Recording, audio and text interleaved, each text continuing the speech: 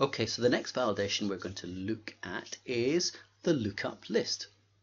Now, the lookup list is a very useful validation for two main reasons. A lookup list is a list of values that you put into a drop-down box, so that when you are entering data in a field, you choose from the values that are already written into the box. Now, there are two benefits for this. One, it saves you having to type in the value, and two, it saves you making any mistakes, any spelling mistakes, because the value is already there. Now, when you make a lookup list, there is only one drawback. You need to make sure that you have all the values that you will ever need going into that lookup list, because it's actually very difficult to add new values to it. So let's see in my database table where I could add a lookup list.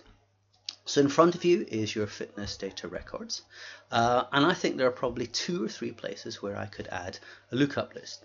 The first one is level, because actually my fitness classes are one of 3 levels: beginner, intermediate, or expert.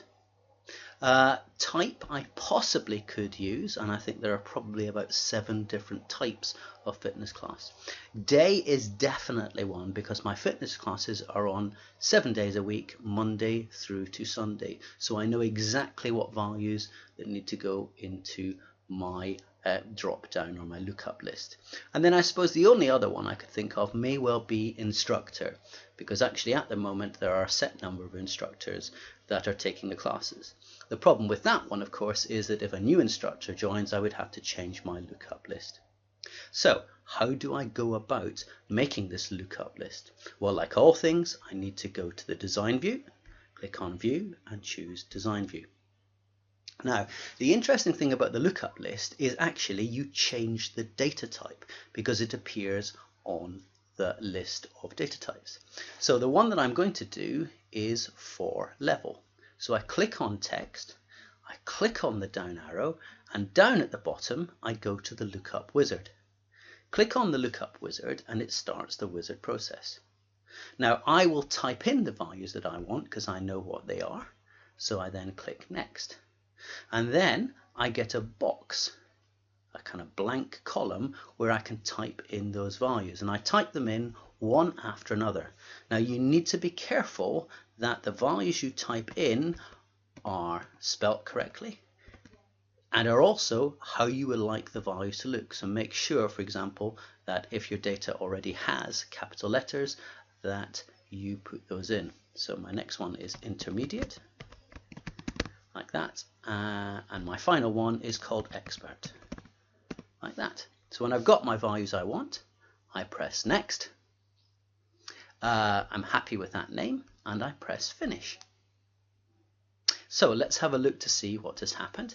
I need to save my changes, and then I go back to the datasheet view, and immediately you see that there isn't a great deal of difference, and it's only until you click on a value and you can see there is your lookup list in a drop down box, and the drop down box appears for absolutely every single entry in that column. So that's done for one. Let's have a go for day. So back to the design view, select day, click the drop down box by data type, go down to Lookup Wizard, click on next. Oh, sorry, I made a mistake there, didn't I? I forgot to click on I will type in the values I want. Click on next, and then type in the values. Now, I have made the day 3 letters, so make sure I put those in as 3 letters, like this. Friday, Saturday, and finally Sunday.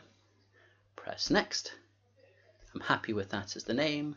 Press finish. Save my changes. Click on the datasheet view. Go and have a look at the column, and now I have my drop down box. So there we go.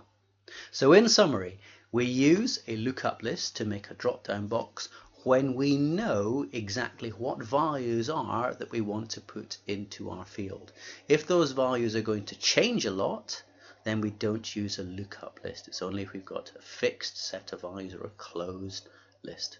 And one final word of caution: if you're adding a lookup list after you've put values into your records, please make sure that your lookup list values match those that you've already put into your records, because the last thing you want to do is have a set of records with data that look like one thing and a drop down box with the values that look like another, because it will look a complete mess. For example, if you had a drop down box that said Mon, Tu, Wed, and your record said Monday, Tuesday, Wednesday, Thursday, you must make sure it's all consistent.